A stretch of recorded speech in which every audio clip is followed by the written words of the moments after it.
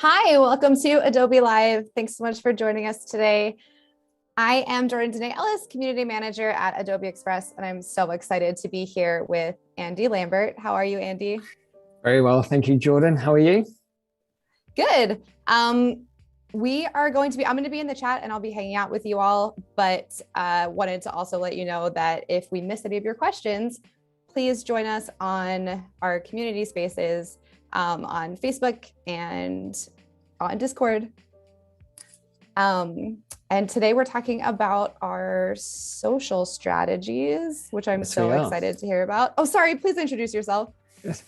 Oh, you do an intro first, Jordan. You go first, and I'll do my intro. Go on. All right, I'm the Adobe Express Community Manager, so I hang out on our Facebook Insiders group and in our Discord and here on Adobe Live, which I'm very excited about. And I'm also a small business owner, so I have a little bit of a background doing all of those different things, product business and different types of I was going to say, oh my God, product business and service businesses. Thank you. Awesome. And I'm Andy Lambert. I'm one of the founders of a company called Content Cal, which got acquired by Adobe in December of last year. And as probably the name suggests, it's a content marketing business predominantly around social media. So as a result, we spent a lot of time looking at social strategies, thinking about social strategies, designing them and helping people create them. So this session, we're really excited to bring this to you because this is all about, as Jordan already mentioned, about the 6-step content strategy, which is a framework to help you build the perfect content strategy, of which we're going to cover 2 elements of today. So we're going to dive into the deck now, and over the next kind of 20 minutes, we're going to talk you through how you can start your strategy by finding the perfect target audience for your content, because really this is where everything should start, really in how we understand how we target the right individuals on social that are right for our business and how we tell the right story. So that's what we're going to cover in this session today.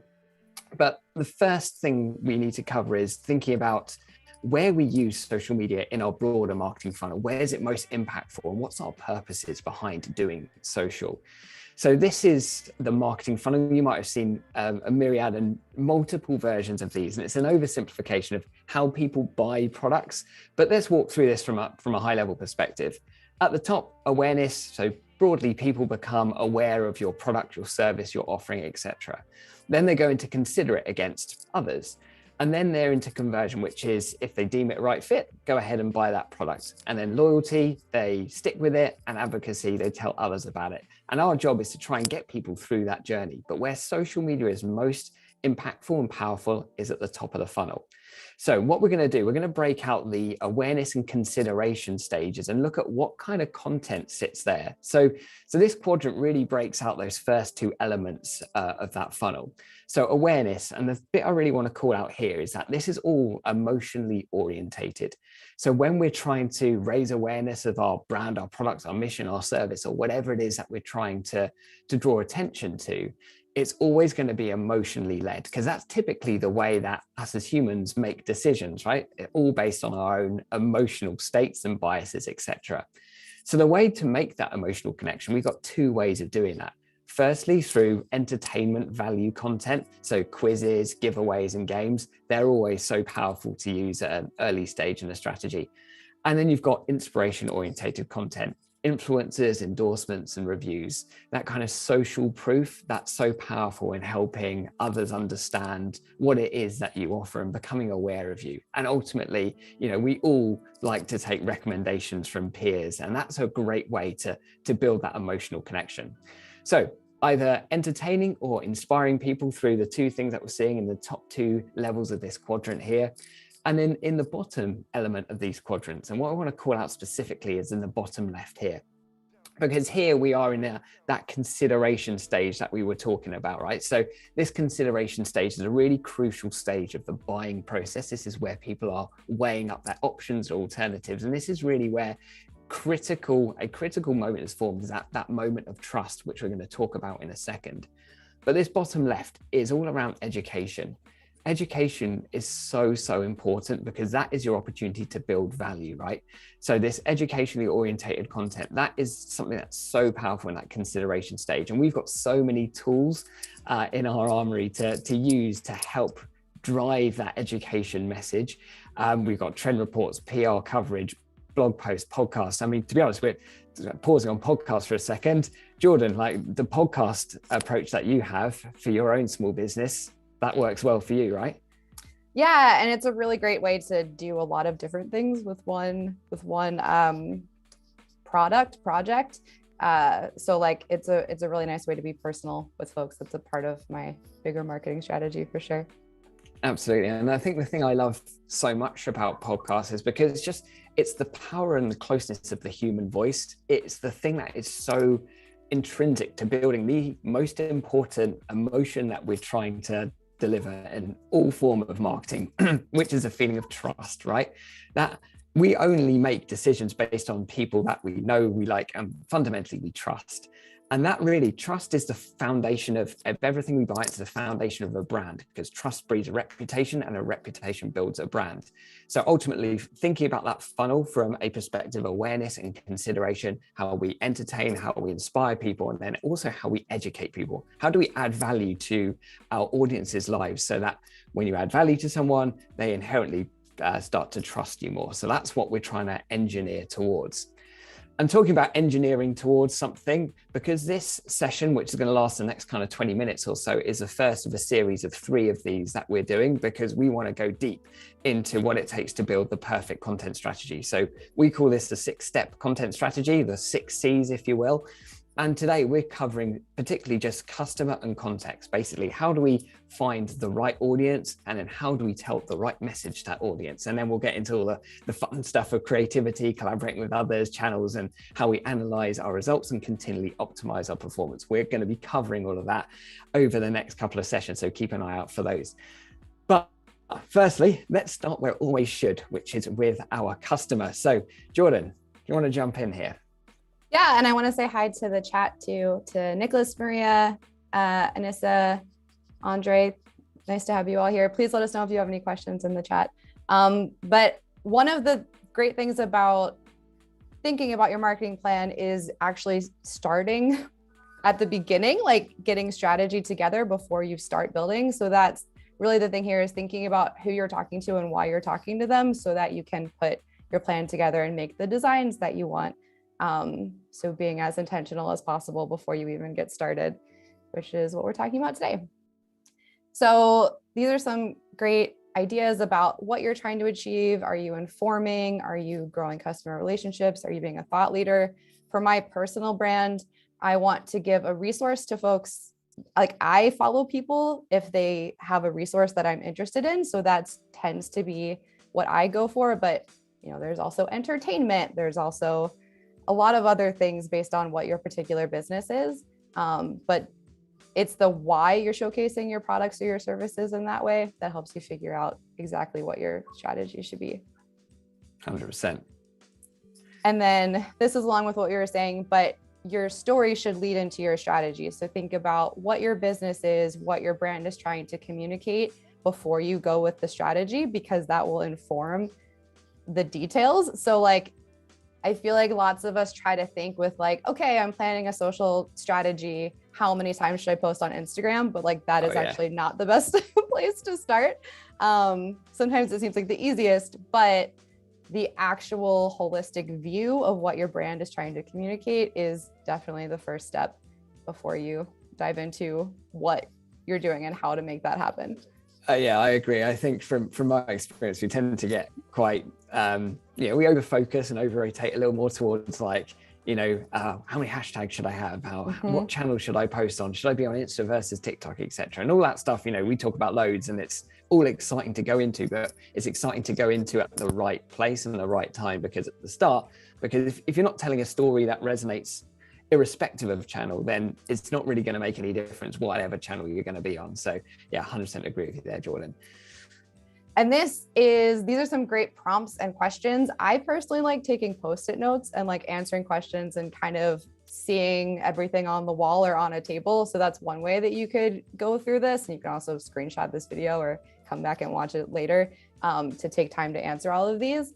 But these are really good questions to think about who your audience is if you don't have a brand yet, you could have an idea of like your ideal audience if you don't actually have people who are your customers already. But if you are lucky enough to have already started a brand, you can look at your main customers, your main, the main people that you're working with and serving in whatever capacity your business is to actually answer these. So I think the next slide has a filled out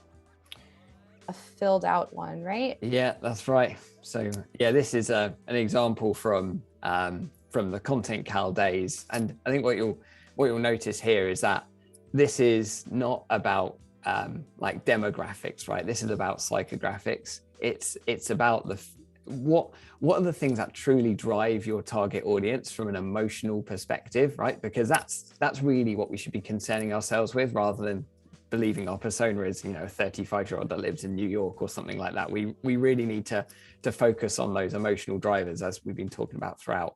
But yeah, Jordan, because you've got a particular niche that you focus on, right? So yeah, tell us a bit of a kind of personal anecdote on this. Yeah, the nice thing about these questions is that they can be used for any business. So my answers are going to be very different than the Content Cal audience. The businesses I run are very niche in like a pop culture nerd space, and also tend to be pretty feminist and or inclusive. So that is a hyper niche, which you can find a balance. Like, one thing that's great about asking these questions is that you do want to be some level of specific. I have gone hyper specific. You can be a little broader than that. But like for me, my audience is, folks who are really passionate about some sort of fandom, whatever that is. And so the worldview tends to be like very inclusive, very diverse, care about stories, care about hearing different people's voices, also tied into like fan culture. So again, that's like a very specific example, but it's a nice way to show this can be used for businesses across the board. I think the kind of overriding point here that it'd be good for everyone to take away from this is that, try and be as focused as you possibly can, because, the best results come from being focused, and focus really is defined as the act of saying no to stuff. So, and if you try and appeal to everyone, we'll appeal to precisely no one. So it's so important to be able to nail who is it that we're targeting, so we can tell the best and most accurate story that will resonate. And that is, number one before we embark on anything else on social. The story before your strategy. This really is where it should be formed. Mm-hmm. So what do you want to be known for also is going to be answered differently by everyone. For me personally, and this is again hyper niche, but I am like a community space in fandom. So not news, but like how the fans and the audience are reacting to things. So even more niche than like pop culture and movie news, but it's like, what's the reaction to that is what I want to be known for, which again, kind of shows you can go as specific as you want. But that's really important too, because even knowing those distinctions means like that affects, I'm not necessarily, because it's not breaking news, my strategy isn't going to be like have everything the second that it's ready to go. It's more like talk to the people after they interact with something and get their emotional responses. So it goes to show how specific you can be about your brand can help you decide what your next steps are. Yeah, I agree with that. And I think this is an unfair advantage for smaller businesses on social, because it's become so much easier to get known for something. And that's really what we want to nail on through some of the research that we're going to go through in a second, some of the tools that we'll talk about. But I think it's super important to be able to say, be able to say to yourself, here's my audience, and this is what I want them to think of when they think of me or my brand. And once you've got that nailed on, I think you're going to be in a really strong place, because it really is that number one thing that we're trying to achieve in all of marketing, which is it's a bit of a marketing-y term called maximizing mental awareness, which is basically the simple way of explaining that is being the first thing that comes to mind when someone thinks of something. So if someone wants to think of like nerdy pop culture stuff, they need to think of Jordan.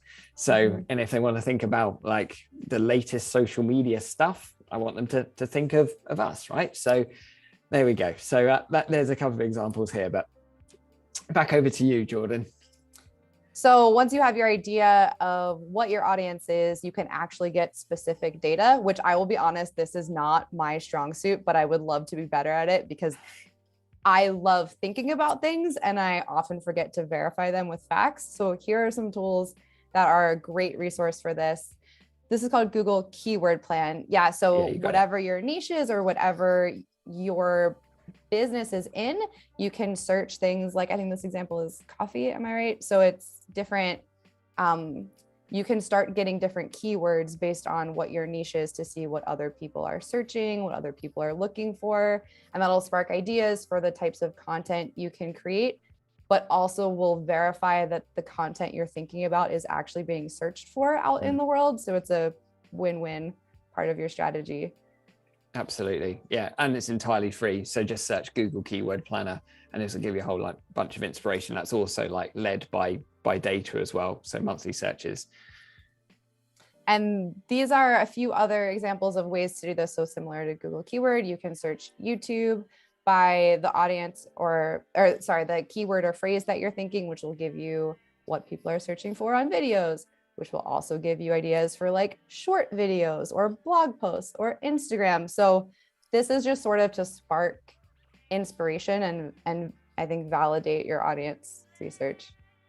Definitely.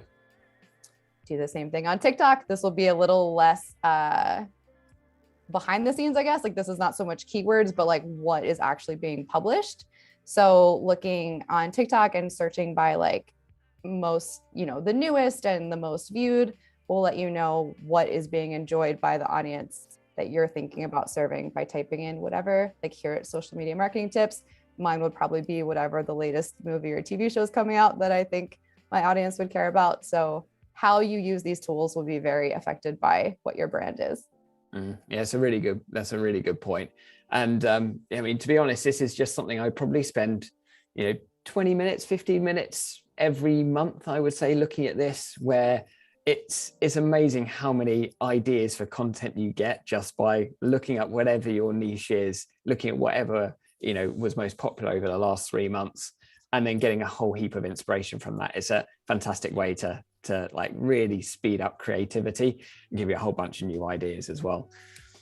That's actually, so Nicholas in the chat says, when I see your examples, my thoughts start to spin and I forget to listen to what you say, which like, this is a lot of stuff. Like this is wildly overwhelming, but at least when I'm learning and everyone's learning styles are different, I like rewatching videos. So like this will be a replay. So you can take notes or like start thinking about your audience, maybe do some research. And then, like you said, you can come back and do this exercise on repeat, or if you feel like your brand needs a shift, or just, I think it's something really valuable to think about every few months, like maybe every season or every 6 months, to make sure that the information that you got the first time around is still accurate. This is like a really useful tool to keep working through on your business. It's a really good point, both from yourself, Jordan, and Nicholas as well, is that, this isn't a kind of one and done type of thing. Mm-hmm. This is here to give you a bunch of inspiration to set you off on the right track and give you a bit more certainty and confidence in the direction that you're taking. But the reason the kind of 6 seasons we're talking about here are a cycle, because it's like, one, it's about momentum. It's about the more we move, the more we learn, the better we get. Right. So momentum is perpetual. So the reason it's a cycle, but also like, we need to keep our eyes open to learning as well. So after the first month, we might figure out some content did better than others, etc. Or maybe let's go back to my audience research. How can I, tweak it and optimize a little bit? So, it's all one continual learning journey. And as Jordan and I will share some of our own examples later on, by our own admission, we sometimes drop the ball, and there's things we could do better. Absolutely.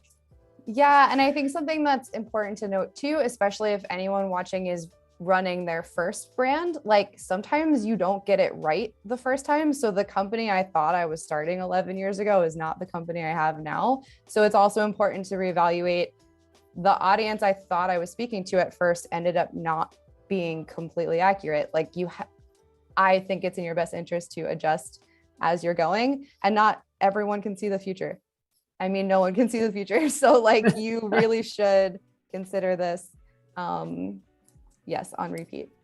Yeah, I'm with you. I'm totally with you. So now we've hopefully got a better idea of our customer right at this point. So we've answered those questions that Jordan were talking about to establish our minimum viable audience. We've also looked at a bit of research on Google, YouTube, TikTok as well. We've got a good feel of who our audiences are, the emotions that drive them as well, and some of the things that are resonating. So then let's kind of create a bit more context around this, which will give us a whole bunch of new inspiration to go into the next stage, which is creativity, which we're going to cover in the next session. But anyway, let's hit context. I think we're going to have to also like maybe tease this and do this in another video. We have a few minutes left only, but is it okay? Can we tease the idea of pillars to like let folks start thinking about that and then lead into it that's later? Because I think that's one of the most valuable things for me.